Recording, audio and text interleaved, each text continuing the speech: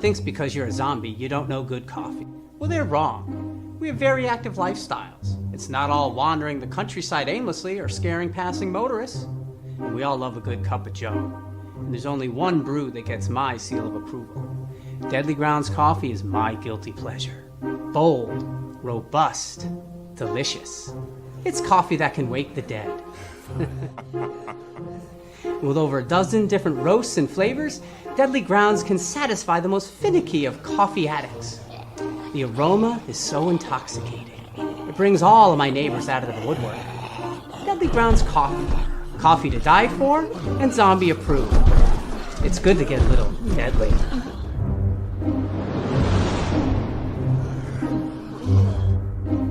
Use the front door! Oh, they're so disgusting.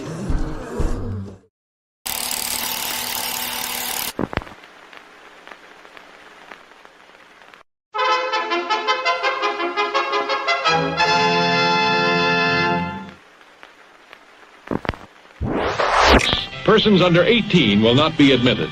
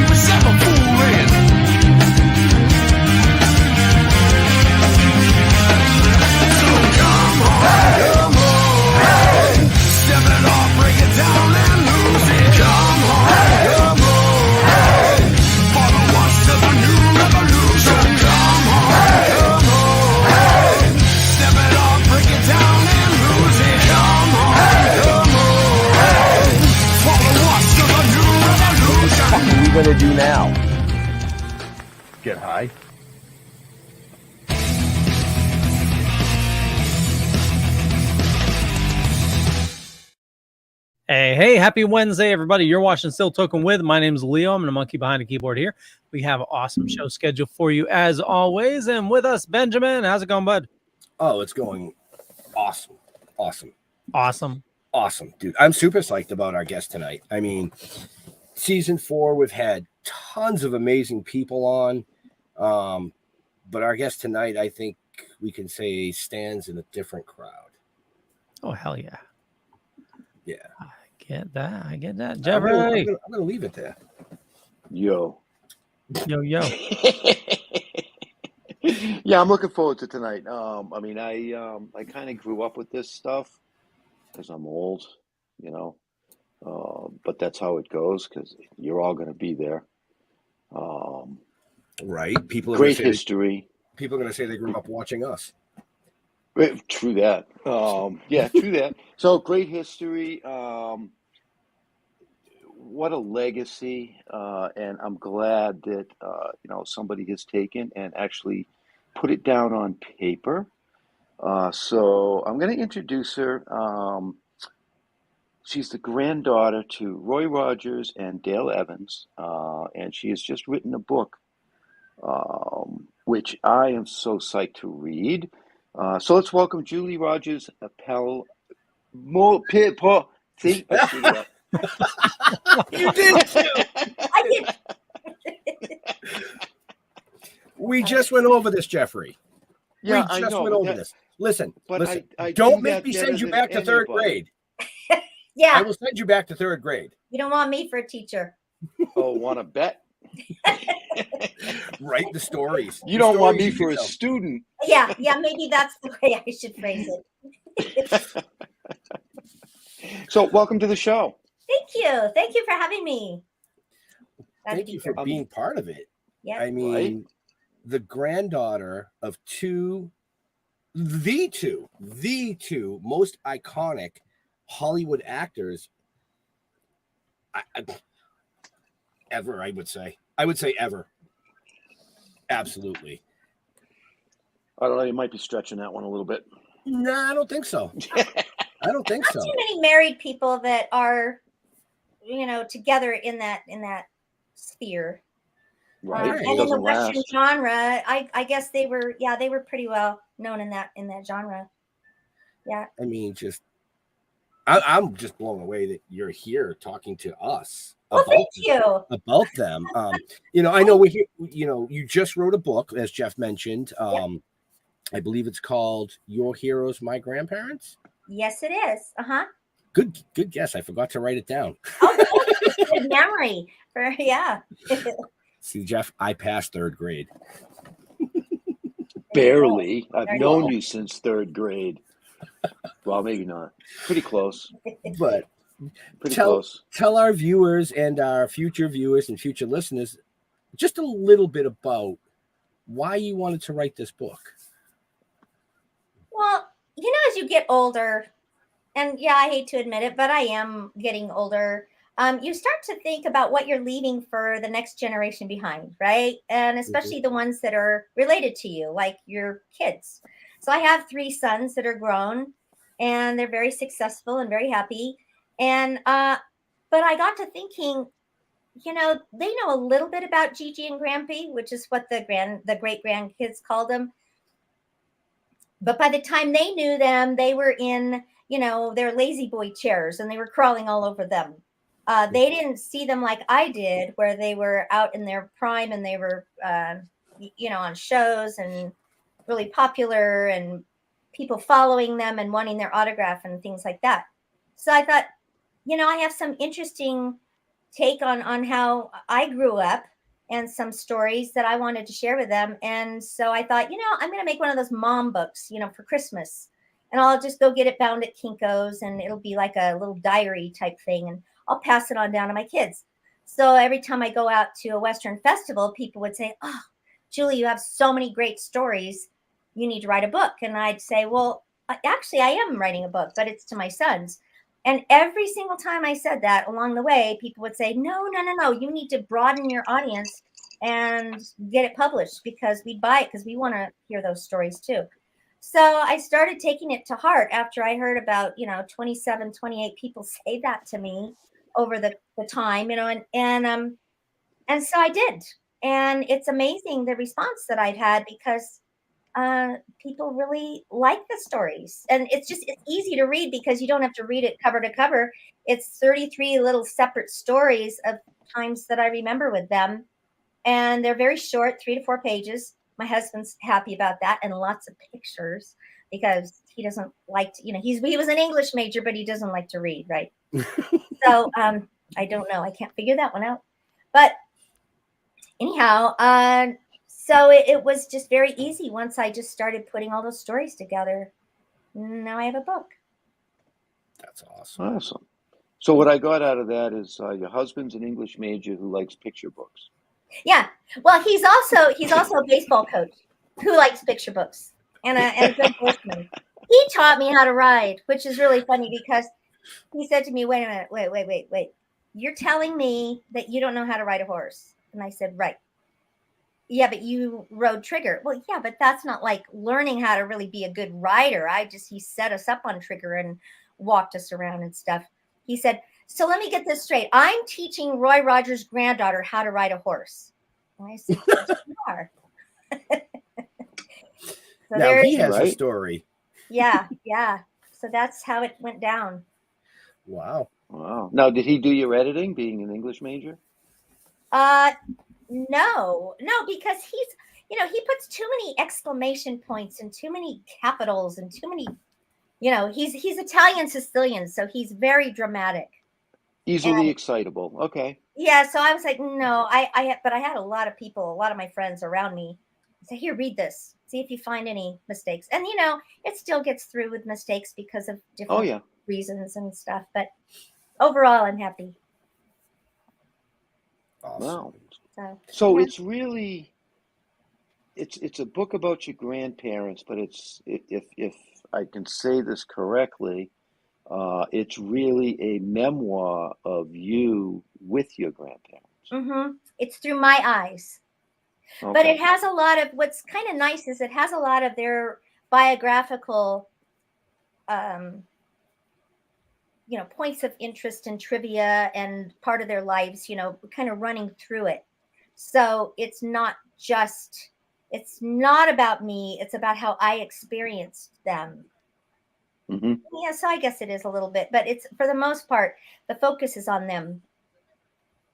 Okay. So, yeah. Okay. I never thought of writing a book until I was going to just do it for my kids.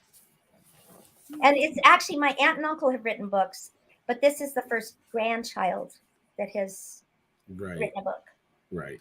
I think there's a really interesting relationship with a grandchild and a grandparent, because the grandparent can be a little bit, can kind of back off a little bit and not get so involved and upset if there's something that I'm talking about that's, a problem or something. They don't, they've already gone through that route, and they've already parented, so they can kind of give you some wisdom without getting into the, emotions of it all. And I was very close to them. Right. For that reason. No, and I agree with you on that. I actually have 4 grandchildren, and it's a different bond, because I love the fact that, so I'm assuming that they would be like, here, we're going to spoil you. Yeah.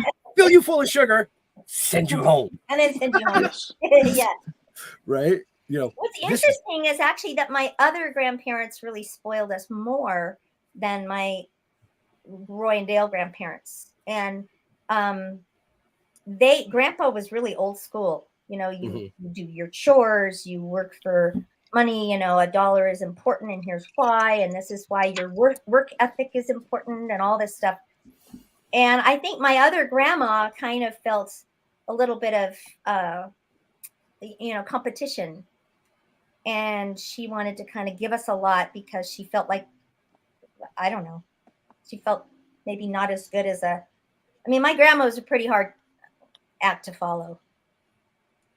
She looked like a Barbie. And my other grandma was wonderful, kindergarten teacher, but she was not a Barbie. She was a grandma with a nice lap, to sit on. Right. So, interesting way of growing up. I would say. Mm-hmm. Absolutely. I'm still kind of blown away that you're here talking to us about it. Somebody has to. Yeah. I mean, So what was the height of their career? Late 50s into the mid 60s, 70s? I would say it was a little before that, because by the time I came along, their show had just wrapped, and they were into reruns. And so we would watch Grandpa's show with him on the floor, and he'd be saying, "Go, Roy, get those bad guys." And we'd say, "Yeah, Grandpa, get him. And as far as I knew, everybody's grandpa had a TV show, because that was my normal. And that's all I knew. So I didn't think he was famous. I just thought, well, this is his job. And, but I think they were popular closer to like the early 50s, I think, was the height of their popularity. Yeah. And at one time he had more merchandise out there with his name or likeness than anybody except Walt Disney. So he was really smart on the merchandising end. And Time Magazine or was it Life? I think it was Life Magazine. Posed a question to children back in late 40s. Who would you most like to be like? And the 3 top answers was a 3-way tie between Roosevelt, Abraham Lincoln, and Roy Rogers. So, Wow. Okay. That's actually really cool. Mm-hmm. That's really cool. You know, I mean, I remember as a kid sitting there with my dad, Mhm. you know, watching some of the, you know, the old Roy Rogers stuff, and not understanding really because I was just a little kid, but you know, and then into my life came the New England cowboy dude, which I think was the next step in the Roy Rogers legacy. To be honest with you. Hmm. Well, there was definitely a period of time where westerns were the thing, and Yeah. then they went out real fast, and then you have to reinvent yourself. So they, did appearances. They did a variety show, because then variety shows came in, and Yeah. they did themselves. They hosted a variety show. It was very short lived, but they were on a lot of variety shows too. And they, dragged us on to some of them, which was fun for us. The Jonathan Winters show I remember really well because I was 10, I think at the time, almost 11, and my cousin pretty much, tore the show apart by what he did on set with Jonathan Winters. But of course, the producers loved it because he threw a ball at Jonathan Winters' head, right? As they're filming. I mean, right there on TV, and we were supposed to all be listening to a story. We were supposed to come over to the rug, sit down. Oh, kids, I want to tell you a story. He had his Viking hat on and everything, and my cousin, who was 3, decided, you know what? I don't want to go over there. I want to play with all these toys. Oh, look at this ball. I wonder what would happen if I threw it. Well, he threw it and it knocked Winter's hat off, his Viking hat. And he just took off improvisation about it. And it was hilarious. It was hilarious. We didn't think so because we were all scared, like, uh-oh. Robbie really went and did it now. And his mom was mortified. But the producers and the cameramen and the people in the audience, I mean, tears were running down their faces because he was so hilarious. But years later, he saw Grandma at another event. I mean, years, like maybe 15 years later. And he said, hey, Dale, how's that blankety blank grandson of yours? I believe he remembered. So I don't think he ever really let Rob off the hook for that one. And we haven't either. The family has never let him off the hook. So basically, he gets baseballs for his birthday and Christmas. Yeah. Right. It was funny. Well, I mean, I know that Rex talked very highly of Roy and Dale. Rex And, Allen? no, Rex Trailer. Oh, because we have a Rex Allen in our lives. Yeah, no, this would be Rex Trailer. His TV was late 60s into the 70s. Ah. And he was really New England based, but I had a lot of conversations with the guy, and still very good friends with his Nice. daughter. And he spoke very highly of Roy as an inspiration to him. Well, the thing about them is that they were the same on and off screen. They were who everybody hoped they would be. And sometimes you don't find that. Sometimes, they play a nice guy and they're really not. And there wasn't much mystery to Grandma and Grandpa. They were really who they were. And when they were playing on their show, they were really acting like Grandma and Grandpa. So that's why the lines for reality for me were blurred, because I saw them on TV with Nellie Bell and, Trigger and all this stuff. And then they kept Nellie Bell at the carport at home. So I'd see Nellie Bell at home, and Trigger was in the barn. And so it was all very normal to me, that it was just the way it was. Right. And they didn't make themselves to be any big deal. And until I was in 2nd grade, I didn't even know they were famous. So. I was just going to bring that up because you were in school when you figured this out. I think I read this somewhere, but the Weekly Scholastic Reader that the teacher had passed out, and was it your grandfather, I believe? He was on the cover. On the cover of him, and I put the picture in the book. And every time I see that picture, it takes me back to 2nd grade. It's really weird. It's kind of cool. But yeah, she brought me up to her desk and she pointed at this big stack of weekly readers, and Scholastic News, and she said, "Do you know who this is?" And she was all weird, and I thought, "Yeah, it's my grandpa." And she went on to make a big deal about it, and I was floored. I didn't know why. Mhm. And when I went home, I asked my parents a lot of questions that day. And that was the very first beginning of me understanding, oh, maybe not every grandparent has a TV show. And maybe they are different than other people's family. And maybe my family is not so normal as I think they are. Yeah. So That's pretty Well, cool. is that why you teach third grade? Because there's too many yeah, second grade memories for I you? was going to say that. I think you beat me to it. No, I taught all the grade levels actually, but I just happened to be in third grade this year. But I never thought that my family was better than anybody else.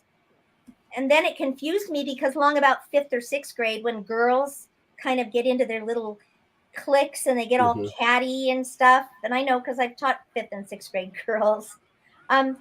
Some of them, before they even met me and knew me, started to talk bad about me, like, "Oh, she thinks she's so great because, her grandparents." And I thought, no, I don't.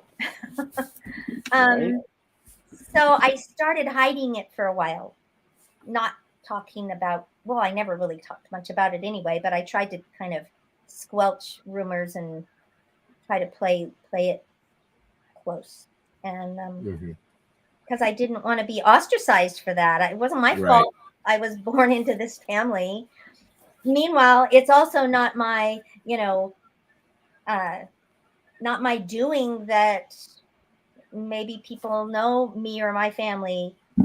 So, I mean, I don't take the bad personal and I don't take the good personal. It just is Right. the way it is. Right. So I have a question for you in regards to the book. Is there something that you put in the book that you wish you hadn't? And is there something that you wish you was in the book that you didn't get into it? Yeah, that's more like it.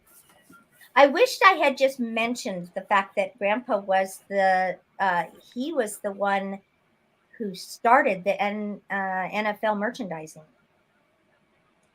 And Really? it was his idea. I wish I would have put that in the book.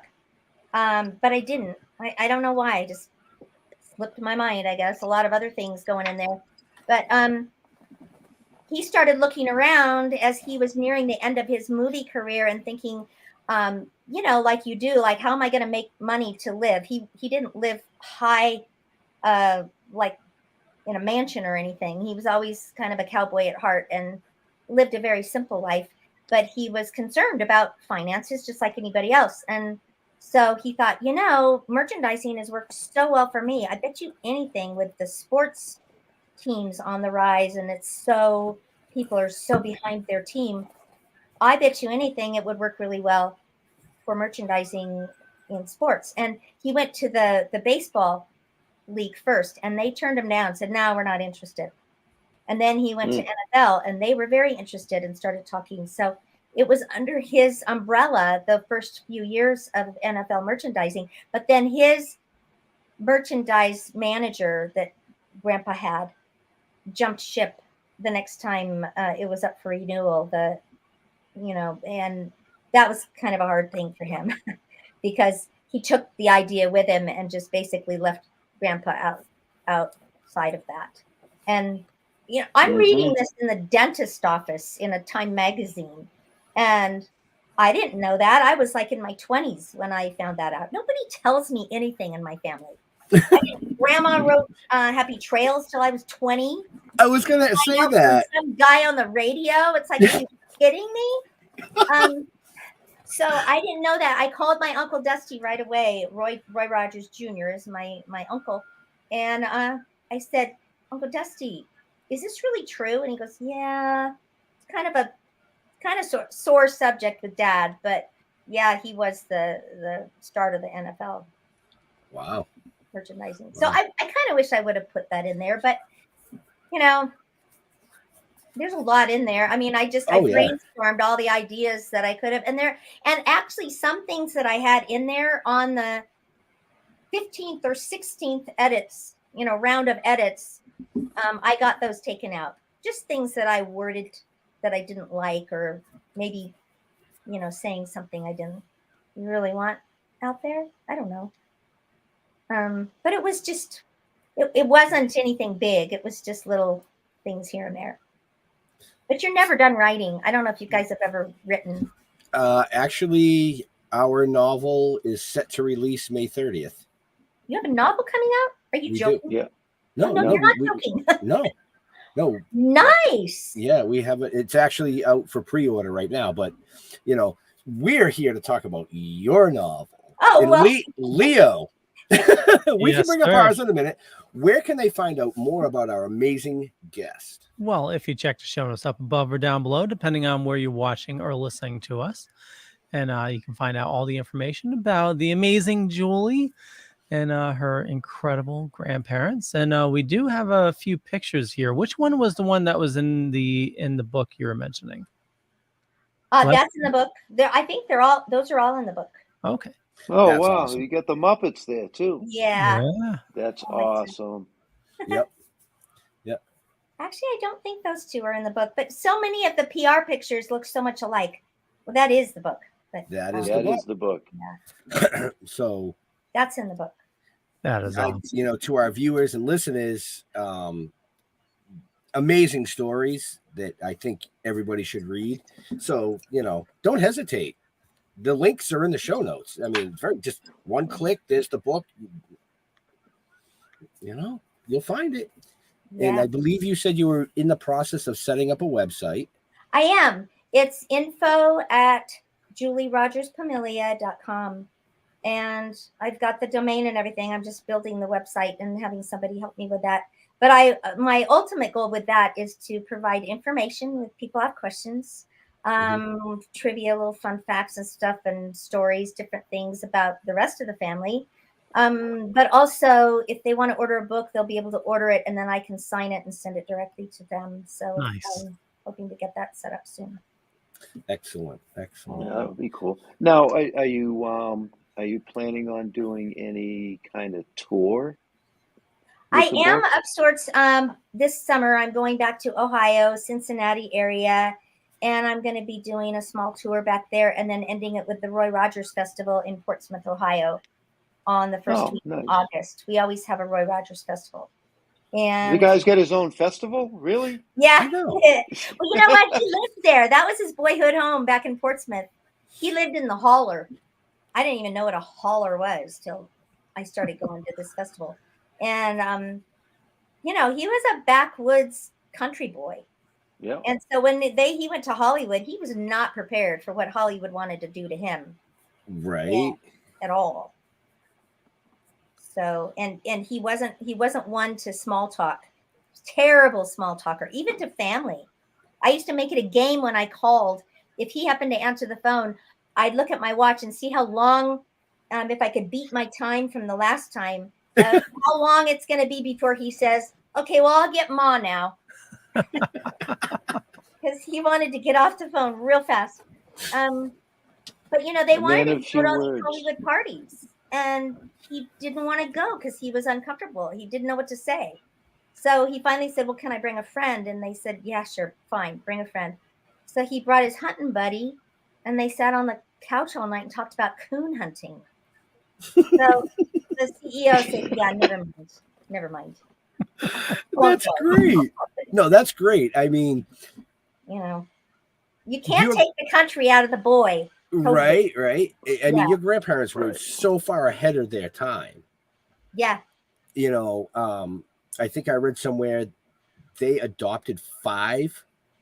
Well, they were, 5 out of 9 of their kids were adopted. And, with all the talk, about, being inclusive and, cultural sensitivity and everything, we knew nothing about that because I had 5 aunts and uncles who were from different walks of life. I mean, I had one aunt that's Native American, and I had another aunt that was Korean, and I had another aunt from Scotland, and my uncle had special needs. They adopted him from an abused boys' home. Horrible. His parents abused him and hit him in the head. So he had some mild brain damage, and he was abandoned. And they thought, what's going to become of a little guy like him? And so their friends used to tease them that every time they go to another children's hospital or orphanage, that they'd come back with another kid. And that kind of was true. They just kept collecting kids. But not like because they didn't love them. They really wanted a big family. And I won this one in a bet. Yeah. They really wanted a big family, and they had one child between them, but she was born with really severe heart problems and Down syndrome, and they had to bury her on her second birthday. Ooh. It was heartbreaking. And so after that, they didn't want to try again, so that's when they started adopting everybody. And my dad was the oldest, so he was Dale's only biological son from her very first marriage. Yep. And but you know what? Nobody had a pecking order. Nobody was better than the other if you were from them biologically or not, because most of them were not, and it didn't matter. So we didn't see color and culture and all that as some kind of stumbling block or anything. We have lots of colors in our family. That's awesome. And not too many people do see that. No. Yeah. So I'm so blessed to have this kind of family that I was brought up in. It was like magical. I mean, I really did have a magical upbringing, and I felt it. And I just was very, very happy childhood. Big, now, did you chaotic family, but lots of love. Now, did you gather information from your aunts and uncles as you were writing this book as well, to get some of their experiences as being the sons and daughters? Well, I didn't get their experiences because my uncle already wrote a book, Growing Up with Roy and Dale, and my aunt Cheryl already wrote a book, the Princess, I want to say Princess Bride, the Cowboy Princess. Okay. Not to be confused. And so they already have books out on what it was like to be their son and daughter. But I did run by a lot of facts by them, making sure that my facts were right. Not that I was a book about facts, but if I'm going to throw out a fact there or a date, I just wanted to make sure that it was correct. Correct. And so they were helpful on that. And yeah, and my cousins were very excited about it. I mean, everybody has a real good feeling about it, and it's primarily about me and then my family, but there are pictures of everybody in there.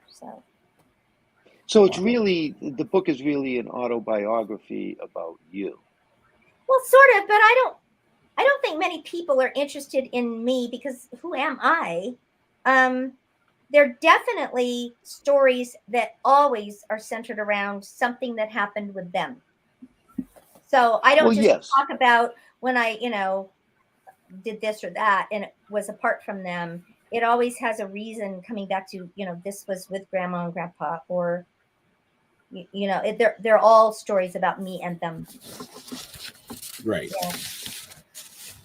Okay. So, I didn't even know the TV was invented in the 50s. You didn't? No. I mean, Well, no, black and white. Yeah, black and white.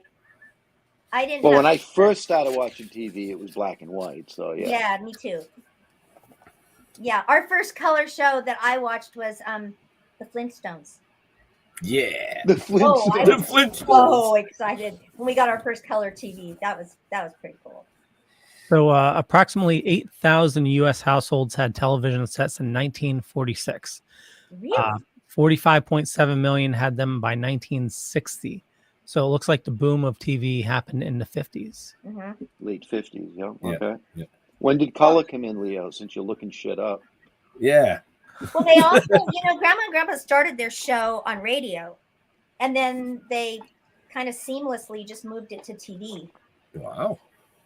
So they spanned a big generation of, between in media, the transformation in media, because his last movie was in 1976, which was in the theaters, and that was when he was, in his 60s. Now that you mention that, and by the way, the radio show, I mean, because when I was a little kid, we used to listen to a lot of radio, Uh-huh. and the Fibber McGee and Molly, and those old radio shows. As a Uh-huh. kid, growing up in the woods of Maine, there was no TV, so we did listen to the radio. I think Roy Rogers was part of that cycle. Now that Yeah. you say that, Yeah. now And that they you were say also that, guest stars on Jimmy Stewart had a radio program. Bing Crosby had a radio program, and they worked together with both of them. And hmm so you don't realize that the crossover, they didn't just hang out with guys with cowboy hats. They were, friends with all different genres of movies and radio. Okay, so I'm gonna have you ruin my vision because what I picture is a farm with a whole bunch of horses. And as a kid, you're out there, you're riding horses with grandpa and all of that. Is that totally incorrect? It's not too far off. Okay, good, We good. didn't ride a lot of horses because we were busy just being with the family, and he didn't, he would, like I said, he would put us on trigger and give us rides, but not all the time. And we didn't just ride solo somewhere, but they lived in like on 300 acres, and Wow. a lot of their Wow. acreage they did their filming on, and it looked like the old westerns with the big boulders and the sagebrush and the dirt roads and stuff. And so they could put their makeup on in their bedroom and step right out the back door and be on set. Oh, And that's convenient. so they had lots of animals. I mean, they had sheep, and they had doves, and they had cattle, and they had peacocks. The peacocks are still Peacock. around there. They sort of set up camp and down in Chatsworth. They're still around, and it's because Grandpa brought them in. I'm not sure if that's a good thing or not. Right? But yeah, he had Right. about 6 different kinds of. He had pigs. He had Wow. chickens. So So it did was you a child's dream. It really was. It was the kind of rambling ranch house.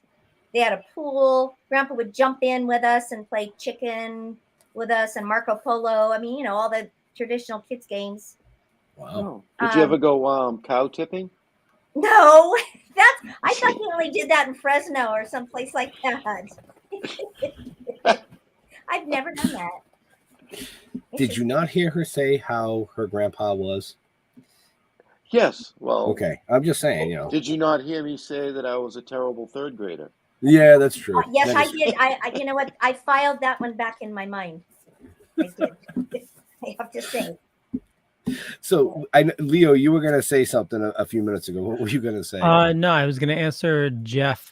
So the transition to color TV happened in 1965. That's when all the networks announced that they're moving over to color. Mhm. So yeah, mid 60s, color sets started selling in large numbers. Okay. All right. Leo is he's the encyclopedia. You for are. me. You are. I should have called you for some of my information. I'm sure you would have known some stuff. I even have friends that know more than anybody in my family. Wow. I have Yeah. a couple friends that I call and say, okay, tell me about that. Or I'll show them a picture. Do you know when this was taken? And they'll tell me the date, the event, the interesting things surrounding it. It's like, you are crazy. I don't know how you know this stuff. So, yeah. Being that they were such amazing people in Hollywood, they had their fan base, their fanboys, their fangirls that would know probably more than most people. Yeah. Well, when you're a grandchild and you go to your grandparents' house, how much do you know about their jobs or what they do outside of family? I mean, we didn't care. We were just being grandkids, Mm-hmm. playing with toys and each other and stuff. And so we didn't really pay attention. And I think all of us are kind of like that. All of the grandchildren. There's 16 of us. They're now 15. One passed away, but there were 16. And I don't think any of us really knew as much as some people outside the family. Right. Well, I know that when I used to go to my grandparents' house, I mean, he was an accountant. I didn't want to fucking know anything about that. No, I mean, yeah, it doesn't matter. And I just wanted to know where the candy was. yeah, I mean, that's for sure. you know. Right, right. Now, here's a question for you because Uh, I mean, I experienced it my whole life growing up. Whenever I went to my grandparents' house, or even today when I go to my in-laws' house, is there a scent that it just smells like oh old yeah, people? yeah. Yeah, Oh, right? there was a scent in their house. All right. Yeah. It was grandma's salad. She made this salad that was her salad dressing, and it smelled like lemon garlic in their house.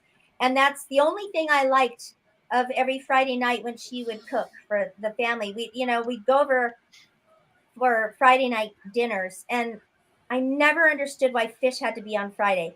And fish was like they were a little bit of everything. Oh, let's Yeah. grab this fish on Friday. That's good. I like that.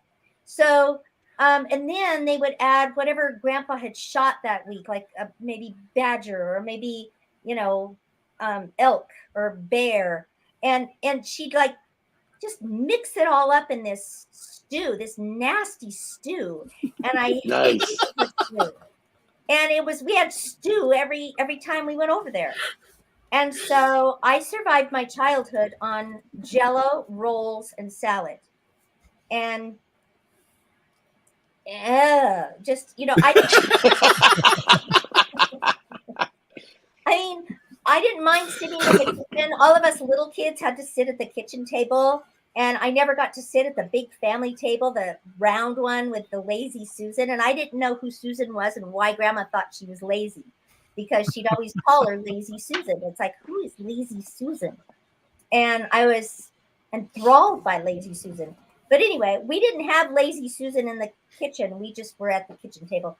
And if we didn't like any of the stuff, we'd feed it to the dogs under the table. But the dogs wouldn't even eat that stew sometimes. And I'd have to crawl under and put it down the disposal. Yeah, they didn't pay much attention to us in the kitchen. So it was good. We had our own little dinner party going on in there. We had a comment coming. Carrie says, outside of the movies, your grandparents remind me so much of my own. Hunting, farming, training horses, all that was what they did. They were big fans of your grandparents. I was a caregiver for them in their last decade of their lives, and I swear I've seen every movie of theirs at least 10 times over. They gave us lots of happiness. Oh, I love that. They gave me lots of happiness too, and that's the kind of people they were. They were very giving and very loving, very normal.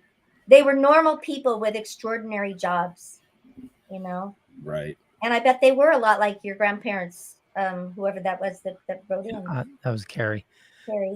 Now, you mentioned going to the festivals. Have you noticed a kind of explosion in popularity over the last couple of years since Westerns have been starting to make a comeback? I saw an explosion back in the late 90s, actually, and 2000s. They're still going, but back then, Grandpa made a music video with Clint Black, and they were up for a Grammy for that year. But Wow. they were in the same category as Natalie Cole with Unforgettable. Hmm. I mean, how are you going to go up against that? She won that fair and square. That was beautiful with her dad. But anyway, it was great to be nominated at 70, whatever he was. And all of a sudden his picture was on a bunch of magazines, and there was kind of a resurgence after that. And my son, I remember, was in preschool, and he was the only kid that could go to preschool and say, my great grandfather was in a music video. And they came to his preschool on Cowboy Day, and his little friends didn't even care, but the teachers just about fainted, Wow. I was going to ask that. Roy and Dale. And it's cute because I have a picture of Grandma and Grandpa with my son. My son's all duded up in cowboy stuff because it was Cowboy Day. My grandparents aren't. And my grandpa's pointing to my son, like, look, there's the real cowboy right here. It was really cute. They were such family people. Awesome. It was, I just smile. I was going to ask, I mean, when people ask, did you know them? And it's like, yeah, very much. Did they ever And that's go to in school with you today's world, guys? that's unusual. Yeah. Did they go to school? What? Did they ever show up at a school event with you guys? Yeah, I mean, they With- showed up to recitals and birthday parties and school plays and, you know, concerts and whatever else we were doing. They didn't have time, but they made time for us. That's and awesome. I always felt Wow. loved. So you Always. brought them to show and tell? Well, not really. Not really that. But that's what it felt like when they came to my son's preschool. Yeah. You know, they were something. Wow, that's amazing. Grandma was real outgoing. He was not. But people would ask him, does it bother you that she talks so much? And he'd say no, because it just gives me more time to think of what I want to say. And it worked out well with them for them. They, you know, they complement Fair each enough. other. It was opposites, definitely. Wow. Well, I thought you were going to say, well, no, when she's doing that, then she talks less at home. Oh, no, that wasn't the case at all. It's funny though, because later on when Grandpa got a hearing aid, he couldn't hear anything until you were talking about him in the kitchen about 50 feet away, and then he could hear every word. It's like, Grandpa, I don't believe you. So he's the inventor of selective hearing. Yes, I was going to say that. Yeah. Yes, he was. That was him. Selective hearing. I love that. Mm-hmm. Oh, man. Wow, that's great. Woo. Yeah. Funny. So, Wow. So yeah, I think they were an inspiration to a lot of people, especially people in my generation. I was born in '63. Okay. You Yeah. know, so I did grow up with that. Like I said, Rex Trailer, and there was a lot of shows that started to, hit the airwaves, and I think a lot of Yes. it was because of what Roy did. Mm-hmm. The Rifleman and that kind of stuff. All of that, and then finally Bonanza and all that. The Yeah. Bonanza, yeah, it was all based on what your grandparents were doing. Well, funny, people kind of laugh at the B Westerns. Like they kind of treat the B Westerns as second rate, as opposed to a sweeping John Wayne big budget movie. But the honesty, the truth was the B Westerns were the bread and butter of the studios because they brought in the weekly money from the weekly matinees. They brought in consistent money, and that allowed the studios to have the funds to make those big budget movies. And if it weren't for the B Westerns, they wouldn't have had all those big John Wayne movies and all the other big ones. Right. And so they had a real integral part in the whole history of the Westerns.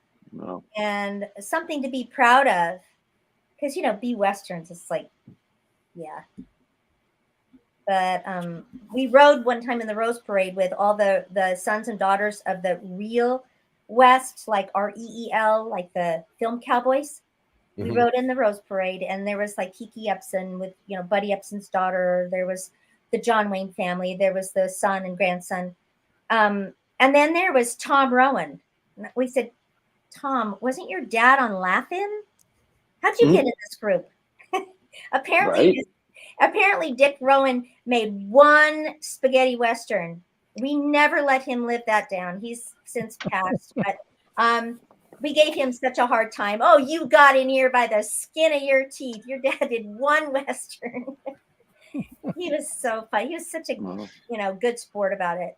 But we gave him a pretty hard time. So I'm assuming that Roy knew a lot of these people personally, obviously. Oh, yeah. He was actually really good friends with Clark Gable. And they didn't obviously do any movies together, but they had the same interests. And I know Burt Reynolds was never recognized by his dad as being a successful actor until Burt came back after hunting with Grandpa one time and said, "Hey, Dad, I just got back from hunting with Roy Rogers." And his dad got real quiet. And he said, "You went hunting with Roy Rogers, huh?" And he said, "Yeah, Dad, I did." And he said, "Okay, now you've arrived, son. Now you're somebody. It's like, Wow. Okay. Wow. thanks, Dad. But he, yeah, true story. I heard Bert say that several times. Hmm. So, And Now, I love did- the name dropping. Keep going. Keep going. oh well, no, it's not like I, No, it's awesome. These are great stories. they yeah, just had well, good friends in the business. Harry Morgan, I met him through the Golden Boot, but he was the commander on MASH, the TV show MASH, mhm. and he was in Dragnet, I think. I don't know, some old show, black and white show. Anyway, I was at a party, and he came up and sat down, and he said, my first movie was with your grandfather. I wouldn't have known that oh wow. had he not come up and talked to me. He was so cute because he remembered every detail and told me every detail about that movie. Wow. And it was cute. Mickey Rooney, same thing. He had wonderful things to say. And I was guiding them into the, because my family was on the hospitality committee for the Golden Boot. That was a Academy Awards of only Westerns that was held in Beverly Hills every August. So I was always there to greet the people at the limos and kind of walk them down the red carpet and then to the green room and to all their interviews and stuff. Well, Mickey Rooney and his wife wanted to get seated in the ballroom right away, and not he just wanted to be quiet for a little bit, and no one was in the ballroom, and it was cool and everything. It was summertime. And so I asked him if I could get them anything else, and he said, why don't you just sit down and chat for a while? So I did. I just sat down, and just like talking to your next door neighbor. Dick Van Dyke was the same way. I mean, we didn't change, routing numbers for our bank or anything. It's not like, we got but I mean, it's like you're standing outside a yard sale, rocking back on your heels, just talking with your hands in your pockets, about this and that. And you realize all of these people are regular people that Right. have fascinating jobs for the rest of us. It's true. It's true. And I never thought I would like be in awe of somebody. I was kind of with Dick Van Dyke because I kept singing all the songs from Mary Poppins, as I was talking to him, and that really Right. and then I stepped on Donald O'Connor's foot one time. He was in Singing in the Rain with what's my problem? Gene Kelly. Gene Kelly. And I stepped back, and I turned around to put my hand on whoever's arm it was to say, oh, I'm so sorry. And I saw Donald O'Connor. I went, oh, I love you. I mean, in Singing in the Rain. And then I thought, what a dumb thing to say, Julie. I mean, you're sounding like all those people that do that to grandma and grandpa. And you said you'd never do that. And here I am. And he was very gracious. And I said, I even told him, I never thought I would do this, but I'm really excited to meet you.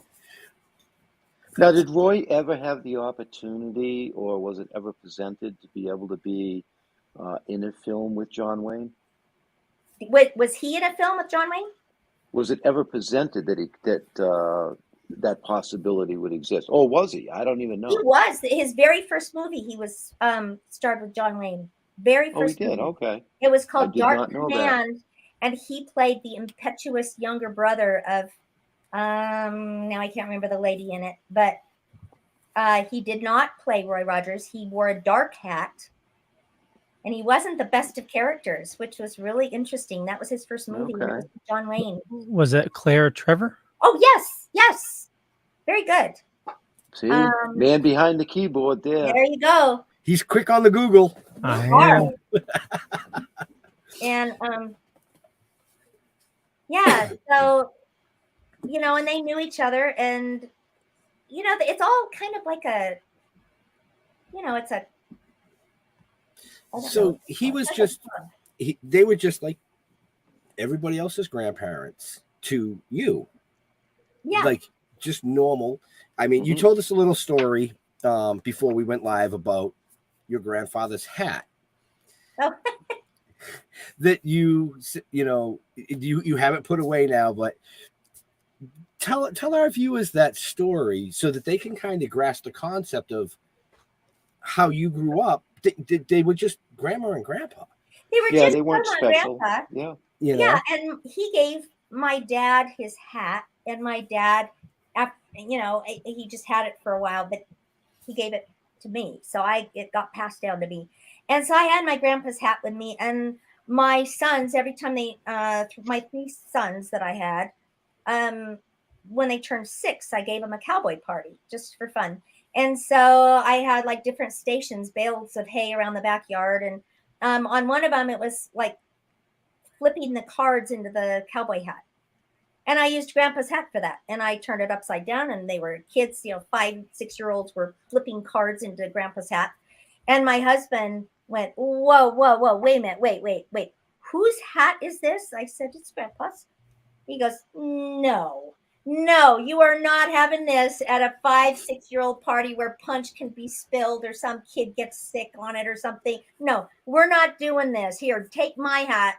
And then he took grandpa's and put it away. It's like, what's the big deal? It's just his hat. I didn't see the big deal in it because I grew up. Another thing about that hat was it had grandpa's sweat stains on the hat. And I took it several years ago down to the country store in Van Nuys to try to get it cleaned. And he looked at it and he turned it over and he saw that grandpa's signature was engraved in gold in the inside. And he said, wait a minute, whose hat is this? Is this really Roy Rogers' hat? I said, yeah, it is. He goes, no. I'm not taking any sweat off this hat. You want that sweat on there. I said, I do? Why? He said, well, I don't know. I'm not touching it. That's part of the history of the hat. So I have grandpa's hat with the big sweat stain in the in the front of it. And there it is. It's probably never going to be taken off. Well, it should be sitting in a glass case in a museum somewhere. Yep. Yeah, well, see, I have it in a glass case, but I was taking it out. I was showing people. I've gotten it kind of dirty now a little bit. And my husband is like beside himself. He said, put that thing back under the glass. And he's more Leave it alone. He's more concerned about it than I am. So. Well, I mean, from the other side, his point of view is that actually it's a piece of history. Yeah. That is a piece of Hollywood history. Right. And not just like, hey, he wore, in that one movie at one time. Mm-hmm. And, it's just chilling over there at the Hard Rock Cafe. I mean, this was like part of him. It was his. This was the hat he really did wear. It wasn't like, they run the flag up at the Capitol and then they take it down. They say, oh, this flag was flown over the Capitol. Which it was, but they don't say that it was just run up and run down. Right. The pole. I mean, he actually wore this. Yeah, that's what I mean. It was part of him. It had wear in it. Yeah. Yeah. So I agree with Jeff. I mean, that's something that that needs to be in the glass. Yeah. Where nobody can touch it. Yeah. Behind an electric fence. Such a big deal about nothing, I mean, I have boxes of grandma and grandpa stuff in my attic, which my kids are never going to want. I don't know what to do with all. Right. Is there a Western museum? I was just going to ask that. There was. We had a museum for the longest time, the Roy Rogers Dale Evans Museum, and he started it in 1968 when they moved to Victorville, and Grandma said, Papa, you have too much stuff. You need to open a museum or something and put it all in there and get it out of our house and our garage. He said, okay, I will. So he bought the bowling alley down the street, converted into his first museum, and he put all this family stuff in there. It was kind of neat for the family because it was like a living scrapbook of their ranch in Chatsworth with lots of good memories. And so the table with Lazy Susan was there. And all kinds of stuff from when we were little. Wow. And I think there really needs to be a Western museum. I mean, well, and they had it for so long. Your Rock and Roll Hall of Fame. I think it should be inclusive for all of those people. They had it until 2007, and when the housing market and everything kind of started to falter, and there's hard times. Branson really suffered because a lot of people on fixed incomes, older people on fixed incomes, go there. and they just weren't coming there and spending the money. And so a lot of things closed.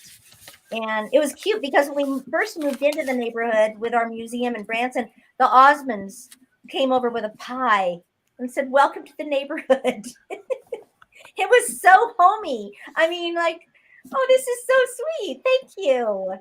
I mean, who would have thought you'd get a pie from the Osmond brothers? Right. But yeah, we finally had to close it, and then we auctioned it all off at Christie's. Wow. And it was hard because you see people, strangers, that are bidding on personal stuff that you remember, but then you think, okay, the other side of the coin is that so many people loved them enough to want a piece of their lives. That's very heartwarming for the family. And also, we have those memories that you can't buy or sell, or no one can ever take the memories from us. Right. So, I have a couple of his shirts. In fact, I should have had it here today, but again, my husband told me to put those away. You didn't wash them first, did you? Yeah. So, yeah, they were all made by Nudie, the rodeo tailor, who did Elvis's gold lame suit. He did a lot for Elvis too. But yeah, they went for like $7,000 at this Christie's auction. Wow. My uncle said any of the family could buy any of the stuff out of the museum if we wanted it, but we'd have to pay what the IRS had come in and valued it for. And so at the time, the IRS had valued all these things for like these shirts of his for $700. I'm thinking, I'm not paying $700 for a shirt. Are you kidding me? Well, they went for $7,000. So Wow. somebody bought Couldn't it. you just say that this is already owned by the family? Why would you have to pay The for IRS it? wouldn't do that. I mean, like, Fuck the Grandpa IRS. only paid minimal way back in the 40s and 50s for all this stuff, but they came in and reassessed it at what it would cost then, and us, the family, had to come up with half of that and pay the IRS. And That's ridiculous. I know it was Wow. ridiculous because when Grandpa died, Even he way didn't owe back a then? dime. He didn't owe a dime to anybody, but we had to come up with thousands of dollars for the stuff in the museum to pay the IRS tax, the death tax. So That's we had to sell it all. ridiculous. The inheritance fees. Yeah. So crazy stuff. It's really, really crazy stuff. Right. Now I see why you have it in your closet in the garage. Yeah. You Right. use it at kids' parties Yeah. for something to throw cards into. Yeah. Some of this stuff they did not assess because I wasn't gonna present it, go down to Victorville and present it as part of the museum stuff. It was already mine by then. So Right. I'm not gonna say anything. Right. So we have like two or 3 minutes left with you. Any last questions from these? Oh, we did have another comment come in. Oh, did we? Yeah. So Carrie says some companies make personalized perfumes from clothing you send to them to capture the scent of the people who wore it. They could probably convince them to set up a special visit to treat the hat with the present and have a scent made out of that. Would be something people would go nuts over just to have. My goodness, I've never heard of that. That would be awesome. A perfume called Horse. Trigger number 1. Oh, wow. Oh, I'm not even going to touch that. Yeah, no, let's leave that one alone. We're not even going to touch that one because that could just derail this whole Yes, it show could. really, Yes, it really could. quick. Especially with the 5 of us. Oh, there's 4. Sorry. Especially There's with the 5. 4. Roy's here. I have not been drinking, I promise you. Just came from work. Well, you do teach 3rd grade, which is something that we kind of joked about at the beginning, but Yeah. I could understand why you'd be like a little frazzled right now. I'm a little bit, spent at the end of my day. Just don't talk to me for a while. So on that note, we probably should wrap this up because I know Leo has another show. You had just gotten home from work. Oh, I'm so happy that you had me on. I'm really happy. Yeah, we had a blast. Leo's going to do his thing. He's going to take us out. Just hang tight until he says the show's closed because this is actually being recorded and live. So future viewers can watch it as well. And before we do, Leo, where can they find out about our amazing guest? Well, definitely check the show notes up above or down below, depending on where you're watching or listening to us. You'll find all the information about Julie's book right there, and all the information about Julie and where to, follow her. For me, just Google Leo Pond. You find a bunch of stuff. Could be true, could be not. I'm not going to say which is which, but I run the Dorkening Podcast Network. Ton of shows on the network. There's a lot of awesome people doing a lot of awesome stuff. Head on over to thedorkening.com. We're going to be doing our Midweek Geeks show later on tonight in about 45 minutes. And with that, Julie, where do you like people interacting with you on social media? Well, I've always liked to interact on Facebook, but now I've been hacked like 3 times since this book started. So, I mean, you can find me there, but don't hack me. Stop it, whoever you are. I'm on there, Julie Fox, Ashley Pomilia. There's no Rogers, so that's going to be kind of tricky to find, but I do like to talk to people. I think it's going to be better when I get the website up, info@julierogerspomilia.com, and then I can interact more. Awesome. Jeffrey. Yeah. Yes. Go to stilltoken.com. You'll find out everything you need to know about us. And I mean everything, all links to all our other stuff. But I do want to say, go to Amazon. You can just do a search for Toking with the Dead. The novel is in pre-order right now. I am so excited about this. It's been years in the making, mainly because we kind of got sidetracked and decided to do comic books out of it for some stupid fucking In TV series and the TV and animation. So Ben, I wasn't talking to you. Shut the fuck up. This is my moment. So, yeah, go to stilltoken.com, and I want to thank Julie. Thank you very, very much. You brought back a whole shit ton of memories, some that I really were trying to forget. I hope there was some positive ones in there. Oh, there's always positive ones in there. There's just something about a hat, because I think I pooped in a hat once. Oh, please. It better not have been Grandpa's. That would not have been. No. My husband would be all about that. Right? But that's what third graders would do, Yeah. You gotta be careful where you pull that thing out. At least that's what I was taught a long time ago. That's right. Oh, my. Oh, I've learned a lot. I've learned a lot this hour with you. Yeah. Whatever it's been. It seems like it's been an hour. It has. It's been about an hour and 10 minutes. Oh, good. Okay. Yeah, we all learn a lot about Jeff every show. Trust me. No, like Jeff said, we want to thank you for coming out and hanging out with us, talking about the book, but talking about your experiences with your grandparents, which are, in many people's eyes, the stars. They are the stars of Hollywood, even today. We could say our heroes, her grandparents. Thank you, Leo. I was waiting to see if anybody. I was waiting to see if I would get a wait a minute. There was a voice in my head that was Leo. There it was. To all our veterans and first responders, we want to thank you for doing what you do so people like us can do what we do. Stay safe. We'll see you next week. We're out of here.